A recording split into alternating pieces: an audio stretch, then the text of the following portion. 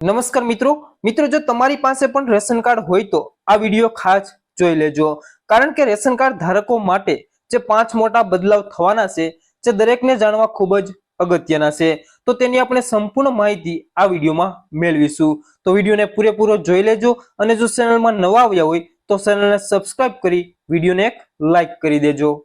સૌપ્રથમ મિત્રો વાત કરીએ તો રેશન કાર્ડ ધારકોને મળશે 9 પ્રકારની ખાદ્ય સામગ્રી।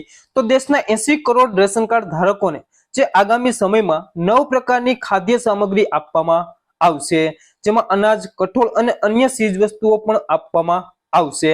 આ સિવાય જો કોઈની પાસે રેશન કાર્ડ નથી તો તેમને ફિંગરપ્રિન્ટથી અથવા તો ઓટીપી દ્વારા એ રેશન મળી શકશે।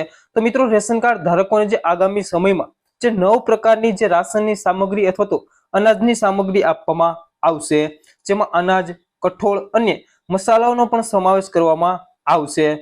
અને જો તમારી પાસે રેશન કાર્ડ નહીં હોય તો પણ તમને ફિંગરપ્રિન્ટ અથવા તો ઓટીપી દ્વારા જે તમારું રાશન મળી શકશે।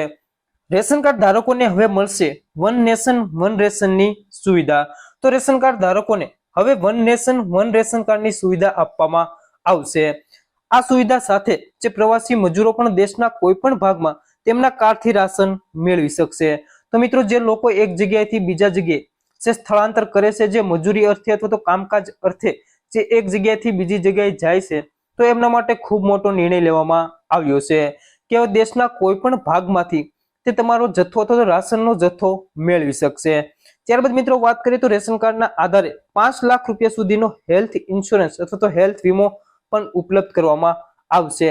આનાથી ગંભીર બીમારી કે અકસ્માતના કિસ્સામાં જે નાણાકીય બોજ ઓછો થશે।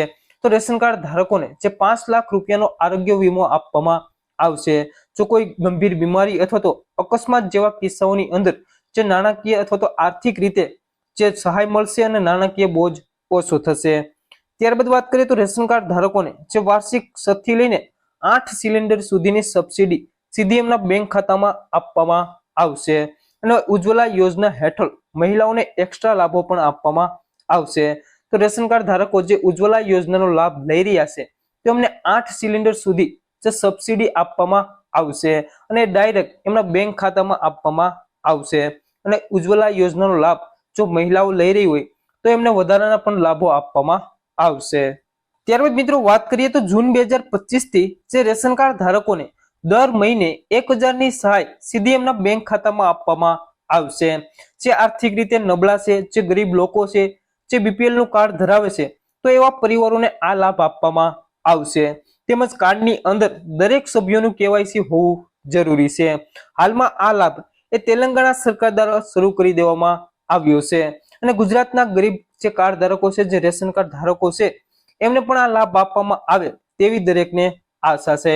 તો મિત્રો રેશન કાર્ડ ધારકોને જે ગરીબ લોકો છે, જે આર્થિક રીતે નબળા છે, જે બીપીએલ કાર્ડ ધરાવે છે, તો એવા લોકોને દર મહિને 1000 રૂપિયાની સહાય આપવામાં આવે છે। અને આ સહાય એ તેલંગાણા સરકાર દ્વારા શરૂ કરી દેવામાં આવી છે। જે તેલંગાણા રાજ્યની અંદર આ સહાય આપવામાં આવે છે। તો ગુજરાતની અંદર પણ જે આવા લોકો છે, જે આવા ગરીબ પરિવાર છે, જે બીપીએલ નું કાર્ડ ધરાવે છે, જે આર્થિક રીતે નબળા લોકો છે, એમને પણ આ સહાય આપવામાં આવી જોઈએ કે નહીં એ તમે કમેન્ટ કરીને જણાવજો। ત્યારબાદ મિત્રો એડવાન્સ રાશનની વાત કરીએ તો દેશના અન્ય રાજ્યોની જેમ ગુજરાતમાં પણ એડવાન્સ રાશન એ મળવાનું શરૂ થઈ ગયું છે।